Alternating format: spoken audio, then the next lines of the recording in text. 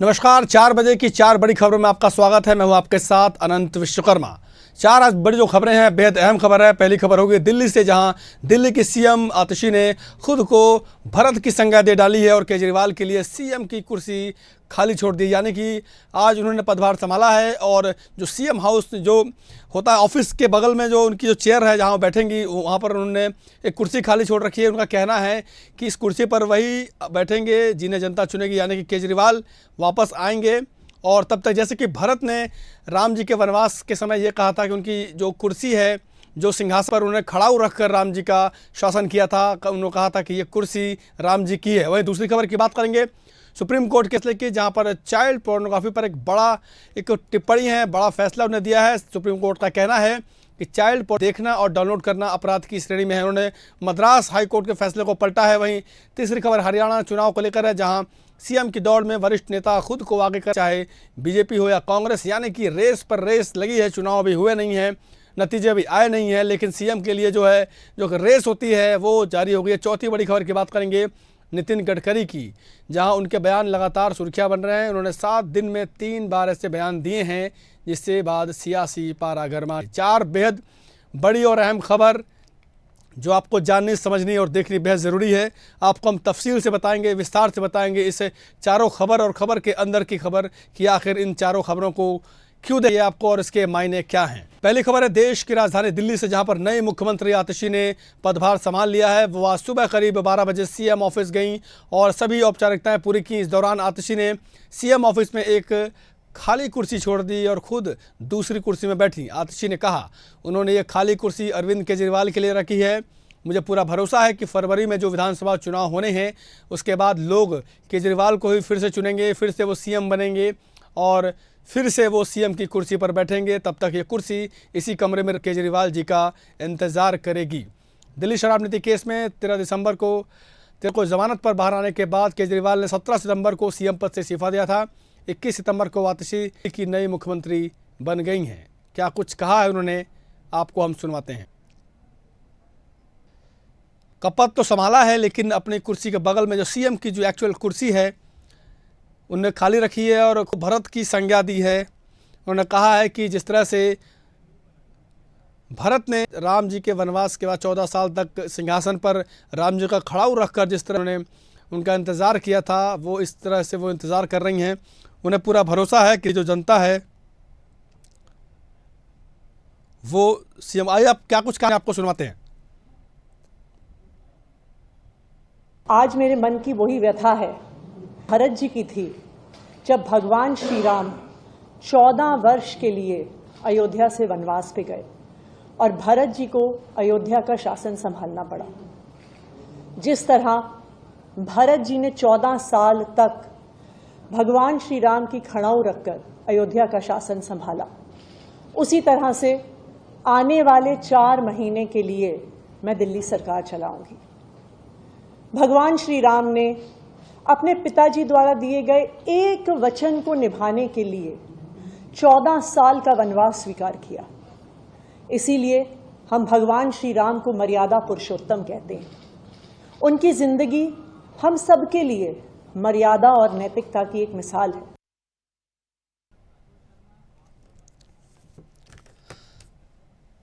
तो आतिशी ने खुद को बताया है भरत और केजरीवाल जी को बता दिया है राम।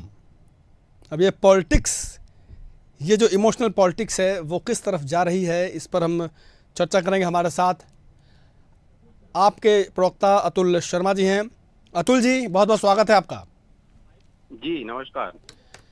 त्याग की मूर्ति बनती हुई नजर आ रही हैं आपकी जो नई मुख्यमंत्री है दिल्ली की आतिशी जी। उन्होंने खुद की तुलना भरत से की है और केजरीवाल साहब को बताया है राम। क्या है ये, इसका क्या सियासी एंगल निकाला जाए? देखिए, राम राज्य आदर्श शासन का प्रतीक है और राम राज्य की अवधारणा का आतिशी जी ने आज एक अच्छा उदाहरण देश के सामने प्रस्तुत किया है। अच्छा, इसको राजनीतिक रूप से बिल्कुल नहीं देखा जाना चाहिए। अब रही बात कि हमारे भगवान श्री रामचंद्र मर्यादा पुरुषोत्तम 14 वर्ष वनवास भोगे और उस दौरान भरत जी ने उनके खड़ाहू को प्रतीक के रूप में स्थापित करते हुए और अयोध्या की जनता के लिए काम किया। तो आतिशी जी ने आज जो उदाहरण प्रस्तुत किया है वह अनुकरणीय है। उन्होंने केजरीवाल जी की कुर्सी खाली छोड़कर रखी है और आने वाले 4 महीने में वो दिल्ली की जनता के लिए जो काम करेंगी वो आदर्श। ठीक है अतुल जी, उन्होंने आदर्श पेश किया है। तो जो 4 महीने बाद चुनाव होने हैं, तो क्या आपको लगता है कि आम आदमी पार्टी की सरकार बनेगी, केजरीवाल साहब आएंगे? क्या पता बीजेपी जीत जाए, बीजेपी का कोई सीएम आए। कुर्सी खाली करने को मतलब था नहीं, जब केजरीवाल साहब ने खुद ही उन्हें मुख्यमंत्री चुना है तो आती, काम करती, बाकी ठीक चलता। इसमें क्या भरत शत्रुघ्न राम, कहाँ तक पहुंच गए आप लोग? नहीं, बिल्कुल हम पहुंचेंगे। राम राज्य की स्थापना की बात तो बीजेपी कर चुनाव के समय पे, और बदले में क्या करती है? धार्मिक सांप्रदायिक दंगे कराने का काम करती है। राम राज्य स्थापना की बातें कागजों तक ही सीमित है। हम तो जनता की सेवा करके दिखा रहे हैं आपको ना कि एक राम राज्य की स्थापना कैसे की जा सकती है। और तो सर केजरीवाल जी राम से तुलना कर रहे हैं, तो राम जी तो जेल तिहाड़ नहीं गए थे सर, राम जी तो वनवास पे गए थे ना। राम जी वनवास में गए थे तो राम जी कोई अपराध करके वनवास नहीं गए थे, अपने वचन के पालन के लिए गए थे। उनको किसी ने भेजा नहीं था, वो अपने मर्जी से उन्होंने अपने वचन को पालन करने के लिए, इसलिए मर्यादा पुरुषोत्तम कहा जाता है। आज केजरीवाल जी पे षड्यंत्र करके झूठे आरोप लगा के और उनको जेल में भेजने का काम किया गया, तो सुप्रीम कोर्ट ने उनको बाहर निकालने का भी काम किया, राहत देने का भी काम किया। आप अंदर से उन्होंने नहीं दे दिया बीजेपी के कहने पे। बीजेपी पैटर्न में हम थोड़ी ना देंगे इस्तीफा। अब तो सर देखिए ना, सुनिए, तो जब केजरीवाल साहब को बेल पर बाहर निकाला गया तो सुप्रीम कोर्ट ने यह भी तो कहा है कि ना वो सीएम दफ्तर जाएंगे, ना किसी फाइल पर साइन करेंगे। तो ऐसे में तो सीएम बनने का कोई मतलब नहीं था। इसमें त्याग वाली बात कहां से आ गई कि उन्होंने त्याग किया है केजरीवाल साहब ने, और राम स्वरूप जो बता रहे हैं आम आदमी पार्टी वाले? नहीं, बिल्कुल त्याग किया है। त्याग क्यों नहीं किया है? आज कोई एक क्लर्क की नौकरी नहीं छोड़ता है अनंत जी। कोई आपको एक चपरासी की नौकरी छोड़ता व्यक्ति अगर मिल जाए तो मुझे आप फोन करके व्यक्तिगत बताइएगा। और अपनी IRS की नौकरी छोड़ी और मुख्यमंत्री जैसा पद हंसते हंसते उसमें इस्तीफा दे दिया। तो ये त्याग नहीं है। तो सर ठीक है, त्याग कर, अगर वो इस्तीफा नहीं भी देते तो क्या हो जाता? देखिए, सीएम तो रहते ही, भले वो कुछ काम नहीं कर पाते तो, लेकिन सीएम तो रहते ही, अभी क्यों छोड़ दिया? 4 महीने बाद चुनाव होने हैं, ये थोड़ा सा इमोशनल कार्ड नहीं खेला गया? 4 महीने बाद चुनाव है अनंत जी, तो 4 महीने तक आप चाहते हैं कि मैं चाहता हूं कि दिल्ली की जनता चाहेगी कि उनके विकास के कार्य रुकें। तो सर यही तो कह रहा हूँ कि आतिशी जी सीएम बन गई, उन्होंने दफ्तर ज्वाइन कर लिया, अब ये बगल में कुर्सी लगाना, खाली करना, भरत शत्रुघ्न राम लक्ष्मण कहाँ पहुंच गए हैं सर? नहीं, बिल्कुल चुनाव होगा, क्या पता आप लोग हार जाएं भाई, संभावना भाई, चुनाव हो सकता है ना भाई, तो वो कुर्सी खाली रहेगी क्या सर? वो नहीं, कुर्सी सर राजतंत्र नहीं रहेगी सर, राजतंत्र नहीं है सर, लोकतंत्र है ना सर। 4 महीने बाद उस कुर्सी में हमारे आदरणीय अरविंद केजरीवाल जी मुख्यमंत्री के रूप में शपथ लेकर बैठने जा रहे हैं। आपको कैसे पता सर? अरे हमें पता है, आप दिल्ली में जाइए, दिल्ली की जनता से पूछिए। अपना घर छोड़ दिए, वो सिक्योरिटी छोड़ दिए, इतना बड़ा मुख्यमंत्री का पद हंसते हंसते छोड़ दिए। आज दिल्ली की जनता कह रही है कि आप आइए, आप हमारे घर में रहिए। आपने हमारे लिए बहुत अच्छे काम किए हैं, आपने हमारे लिए अच्छे स्कूल बनवाए हैं, आपने हमारे सर जब वो सुनिए, तो जब अंदर का आंदोलन शुरू हुआ था तब वो हम कोई पार्टी नहीं बनाएंगे, हम सीएम बनेंगे, हम गाड़ी नहीं लेंगे, घर नहीं लेंगे, बंगला नहीं लेंगे, उसी सरकारी आवास में करोड़ों का रेनोवेशन कराते हैं। सर ये कहाँ से, कौन से राम जी ने तो नहीं किया होगा ऐसा? मुझे लगता है राम राज्य की कल्पना अगर है तो। देखिए जी, सरकारी आवास के रिनोवेशन की बात हम पिछले बार भी इस मुद्दे पे बात कर चुके हैं अनंत जी। सरकारी आवास वो व्यक्तिगत केजरीवाल जी की प्रॉपर्टी नहीं है। आज 10 साल तक सीएम रहने के बाद अरविंद केजरीवाल जी पूरे भारत देश के पहले ऐसे मुख्यमंत्री हैं अनंत जी, आपके चैनल पे बोल रहा हूं, जिनके पास ना कोई संपत्ति है और ना एक घर रजिस्टर्ड है उनके नाम पे। ये अपने आप में एक उदाहरण नहीं है, ये आदर्श उदाहरण नहीं है। आज एक बीजेपी का पार्षद और विधायक अपना कार्यकाल पूरा करने के समय तक 10-12 घर बना लेगा और अपनी अवैध संपत्तियों तो सर आपके विधायकों पर भी बहुत सारे आरोप लगे हैं, आपको मालूम है? अभी गिनाने का टाइम जरा कम है। आरोप तो हमारे ऊपर हजारों लगे हैं और अभी आगे भी लगेंगे। तो आरोप लगने का मतलब ये नहीं है कि हम अपराधी हो गए, ये हम दिल्ली की जनता के लिए काम करना बंद कर दें। चलिए ठीक है सर, मैं आपको बता रहा हूँ, कल की बात सुन लीजिए। कल पंजाब में भगवंत मान जी ने आम आदमी पार्टी के कार्यों को आगे बढ़ाते हुए 30 आम आदमी क्लिनिक, मोहल्ला क्लिनिक का निर्माण करा के उद्घाटन सर, किया। मोहल्ला क्लिनिकों का आज सर हम लोगों ने रियलिटी टेस्ट काफी किया है सर दिल्ली में। 870 आम आदमी क्लिनिक आज पंजाब में चल रहे चलिए हैं। ठीक है सर। 2 साल की अतुल जी सरकार बहुत के बहुत काम शुक्रिया है। आपका हमारे साथ जुड़ने के लिए। ठीक है, आप कह रहे हैं कि राम राज्य हैं वो राम से तुलना कर रही है आतिशी जी, और क्या कुछ पता नहीं क्या होने वाला।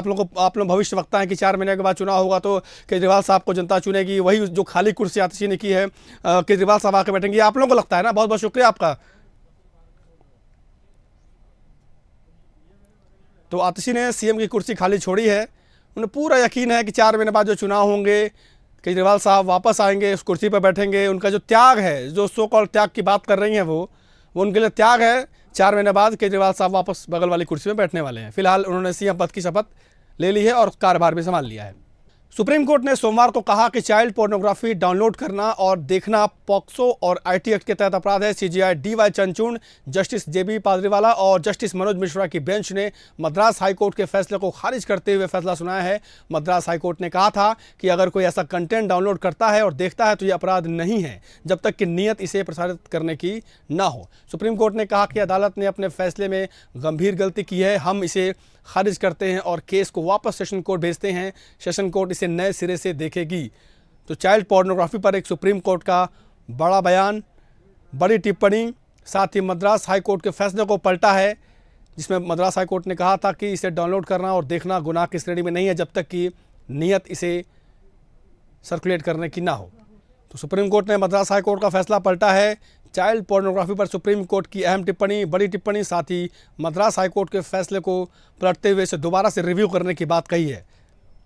अब बात करेंगे हरियाणा के सियासी संग्राम की। हमारी टीम लगातार वहां पर दौरे कर रही है, वहां पर चुनावी जो एंगल है हर एंगल पर जांच कर रही है, पड़ताल कर रही है, लोगों से बातचीत कर रही है। तो हरियाणा चुनाव के बीच एक बार फिर से सिरसा सांसद कुमारी सैलजा ने कांग्रेस सरकार बनने पर सीएम कुर्सी पर दावा ठोक दिया है। उन्होंने कहा कि यह कोई बीता हुआ कल नहीं है जो लौट कर नहीं आएगा। सैलजा ने डिप्टी सीएम बनने से साफ इनकार कर दिया है। सोचिए, अभी चुनाव हुए नहीं हैं, वोटिंग हुई नहीं है, रिजल्ट आए नहीं है, लेकिन सीएम के कितने दावेदार हैं। बीजेपी के अलावा कांग्रेस में भी आप तस्वीरें देख रहे हैं।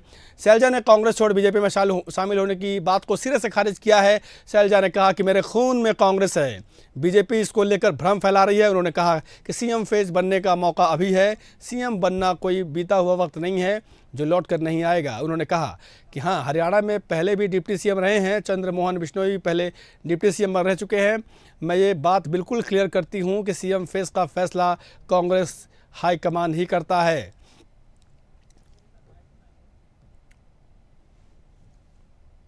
आला कमान का ही फैसला है, चलने की बात नहीं है इसमें। फैसला तो आला कमान का ही होता है। तो सिचुएशंस जो पहले रही, जो भी रही, मैं ये कह सकती हूँ कि मुख्यमंत्री पद का चयन बहुत से हो सकते हैं, दावेदार हो सकते हैं, लेकिन फाइनल फैसला, जैसा मैंने अपने लिए कहा, अपनी टिकट के लिए कहा, चुनाव लड़ने के लिए कहा, वही मैं आपके सामने फिर दोहराऊंगी कि मुख्यमंत्री का भी फैसला आला कमान का ही होगा फाइनल।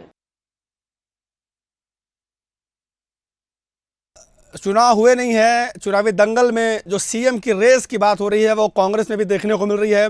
बीजेपी में तो पहले ही दावा ठोक चुके हैं, चाहे वो गब्बर यानी कि अनिल विज की बात करें, चाहे कोई और नेता, वो भी सीएम बनने की फिराक में है।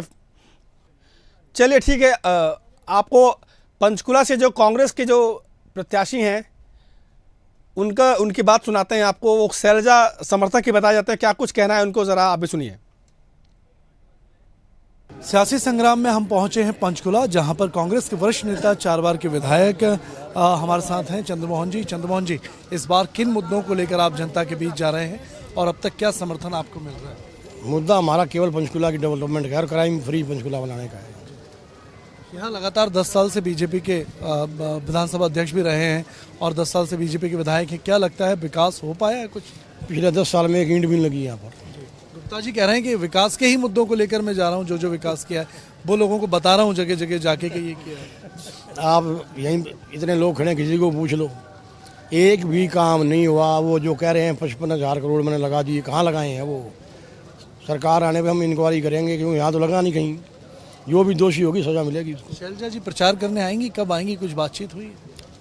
आदरणीय बहन शैलजा जी यहाँ 29 तारीख को आ रहे हैं और उनके 2 कार्यक्रम हैं। इस बार कितने वोट से जीतने वाले हैं, क्योंकि पिछली बार थोड़ी सी कमी रह गई थी, इस बार क्या दावे हैं, क्या जितना जन समर्थन मुझे इस बार मिल रहा है इतना तो मुझे 93 में भी नहीं मिला जब मेरे फादर मुख्यमंत्री थे, और मुझे पूरा यकीन है कि पंचकुला के मतदाता अच्छे मार्जिन से कामयाब करेंगे। बहुत धन्यवाद चंद्रमोहन जी बातचीत के लिए। तो देखिए तमाम दावे और वादे हैं, देखना है कि पंचकुला की जनता किसका साथ देती है।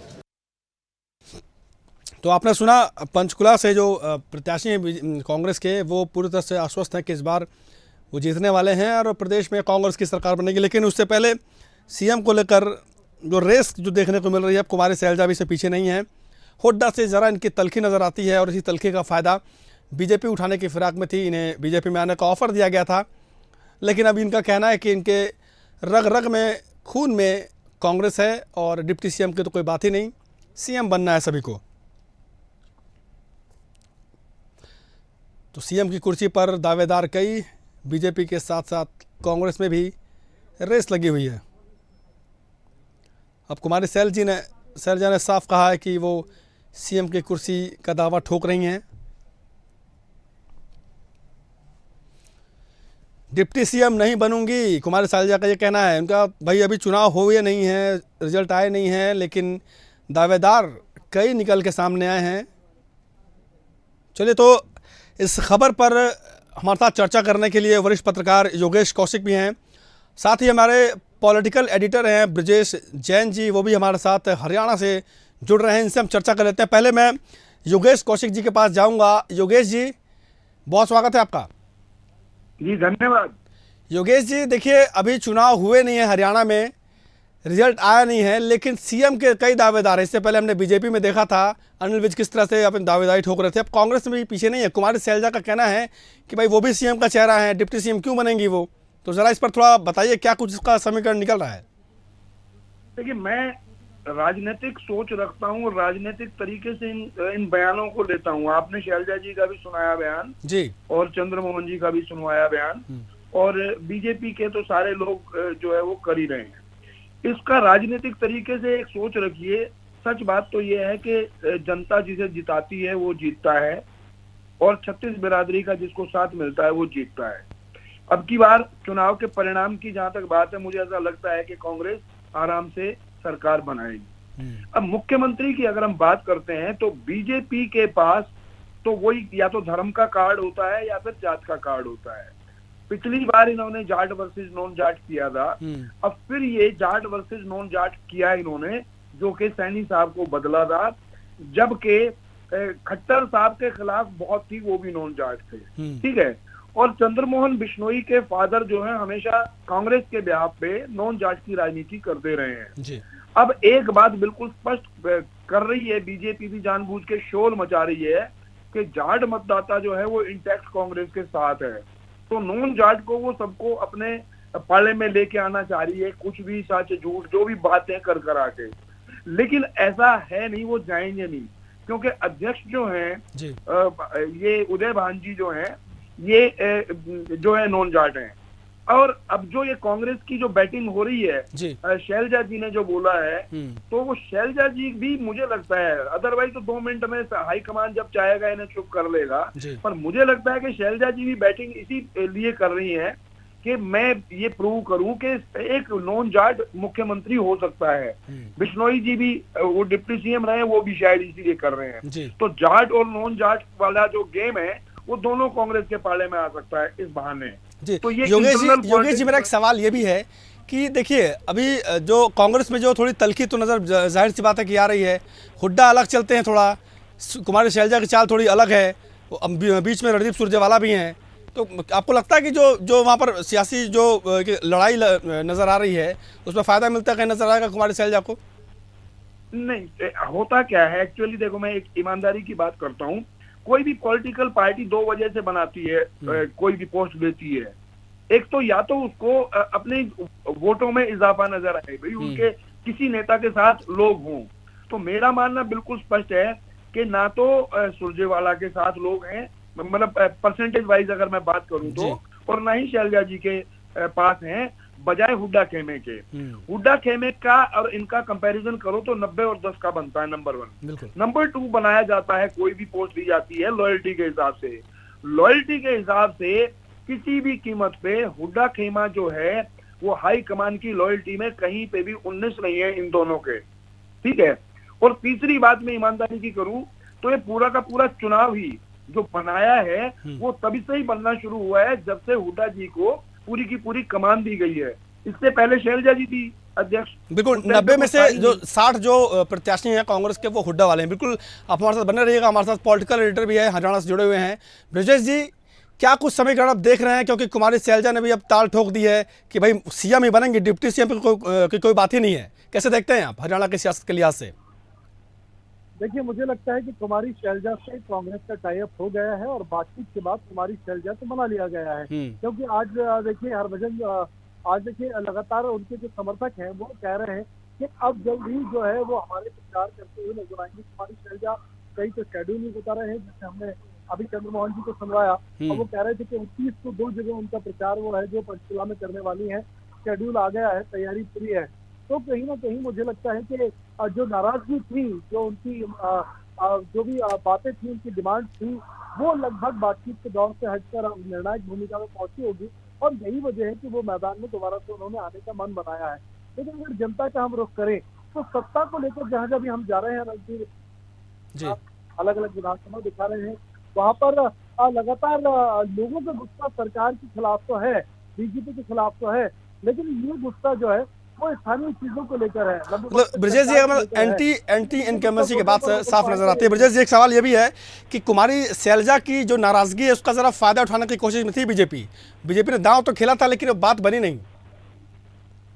देखिए, खट्टर लगातार कह रहे थे कि कुमारी शैलजा के अपमान हुआ है, वो दलितों का अपमान बता रहे थे, राज्य के तमाम दलितों का अपमान बताया जा रहा था और यही वजह थी कि लगातार बीजेपी इस मुद्दों को ग्राउंड पर बना रही थी। हमने ये भी सुनवाया था कि जब यमुनानगर में खट्टर पहुंचे थे, उन्होंने साफ तौर पर ये कहा था, कार्यकर्ताओं से अपील की थी कि शैलजा का अपमान जो हुआ है वो बीजेपी उस अपमान का मुद्दा उठाए और घर घर जाकर कार्यकर्ता लोगों को ये बात बताए कि इस तरह दलित वर्ग का अपमान करती है कांग्रेस, यानी कि पूरे सियासी माइलेज बीजेपी देने वाली थी। और यही वजह थी कि कांग्रेस को डर था कि तुम्हारी शैलजा में सफल नहीं हो जाए और यही वजह थी कि लगातार मानव मनोबल तुम्हारी शैलजा के चल रही थी, जिसमें कांग्रेस आलाकमान सफल साबित हो रहा है।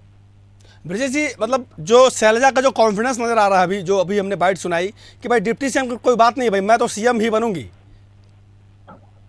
देखिए, ये कॉन्फिडेंस दिखाता है क्योंकि लंबे समय से, जब से ये पूरा विवाद टिकट बंटवारे का चला, उस लंबे वक्त से अनंत जी लगातार गायब थी, मीडिया में नहीं आ रही थी, कोई बयान नहीं दे रही थी, कोई पोस्ट इस तरीके के राजनीति को नहीं कर रही थी, कहीं भी सोशल मीडिया पर वेट एंड वॉच की स्थिति में कुमारी शैलजा अपने घर पर थी और वो प्रचार भी नहीं कर रही थी। लेकिन अब जब उनके प्रचार का शेड्यूल आने लगा है, कार्यकर्ता उनके सहयोगी समर्थक जो है उत्साहित है और खुद उनसे ज्यादा उत्साहित कुमारी शैलजा है, यानी कि कहीं ना कहीं आला कमान से आश्वासन उनको जरूर कुछ न कुछ मिला है और वो जो चाहती थी, भले ही उनके टिकट में बंटवारे में उनको उतनी वैल्यू न मिली हो, लेकिन कहीं ना कहीं आश्वासन जरूर मिला है कि आप सब्र कीजिए, अगर पूर्ण बहुमत से सरकार आती है तो मतलब सब्र का फल मीठा होने का उन्हें के जो फल दिखाया गया। ठीक है, आप हमारे साथ बने रहिएगा। हमारे साथ वरिष्ठ पत्रकार योगेश जी भी लगातार बने हुए हैं। योगेश जी, अगर मैं बीजेपी की बात कर लूं तो बीजेपी कहीं जाहिर सी बात है कि बैकफुट पर थोड़ी नजर आ रही है। वहां भी सीएम के दावेदार कई हैं, चाहे वो मैं अनिल विज की बात कर लूँ या कई एक आध और नेता भी सामने आए हैं। तो आपको क्या लगता है, क्योंकि हालांकि सरकार बनने की तो कोई गुंजाइश दिख नहीं रही है, लेकिन सीएम बनने के लिए काफी सारे नेता मौजूद है। योगेश जी, विज साहब जो बोल रहे हैं उनकी रिपोर्ट ये है, अपने आपने पत्रकार जो इनको भेजिए उस एरिया में, विज साहब तो शायद खुद अपना चुनाव हार जाएंगे। अच्छा, ये अपने आप को पोज इसीलिए कर रहे हैं कि मुझे जिताओ, मैं सीएम का दावेदार हूँ। ये भेजिए अपने पत्रकार को वहां पे। ये रिपोर्ट ग्राउंड की रिपोर्ट बता रहा हूँ मैं आपको। जी, हमारे पत्रकार लगातार हरियाणा का दौरा कर रहे हैं। जी नहीं, कई लोग जैसे कांग्रेस में बहुत लोग बोल रहे हैं कि मैं तो मुख्यमंत्री नहीं तो डिप्टी सीएम तो बनूंगा ही, मंत्री तो बनूंगा ही। ये अपने आप को जनता के बीच में ये प्रूव करना चाहते हैं कि मैं पार्टी के लिए बहुत इंपॉर्टेंट हूं, तो मुझे जिताओ तो कल को मंत्री बनूंगा, तुम्हारे काम कराऊंगा। अच्छा, दूसरा क्या है कि 2 लाख रोजगार देने जा रही है कांग्रेस, वो देगी ही देगी, ठीक है। और चाहे कोई कुछ भी कहता रहे, पर्ची खर्ची अलाना पलाना, लेकिन मैं ये मानता हूं कि सिफारशी लोग 2 लाख में से 2 लाख तो नहीं होते भर्ती, पर 10-20 हजार तो होंगे ही होंगे, इसमें कोई दो राय चलो ठीक है योगेश जी, आप कांग्रेस की सरकार बनने को लेकर बड़े कॉन्फिडेंस नजर आ रहे हैं, तो एक सवाल, आखिरी सवाल आपसे है कि 90 में से कितनी सीट कांग्रेस जीतने वाली? हालांकि सवाल बहुत जल्दी है, लेकिन फिर भी मैं आपका नहीं, आपका बिल्कुल जी बिल्कुल, मैं अभी बता देता हूँ जी 65 ±5 या तो 60 या 70, इनके बीच में ही आंकड़ा रहने वाला है। चलो ठीक है बीजेपी योगेश जी, आसपास नहीं है। आपको हैरानी होगी जी। कि अगर इंडिपेंडेंट लोग बीजेपी से कहीं ज्यादा ना आ जाएं, बीजेपी से इतने नाराज हैं लोग। ठीक है सर, वो तो अब वक्त बताएगा खैर, अभी क्योंकि चुनाव की तारीख नज़दीक है और उसके बाद नतीजे आएंगे और साफ होगा कि किसकी सरकार बनने वाली। फिलहाल बहुत बहुत शुक्रिया आपका।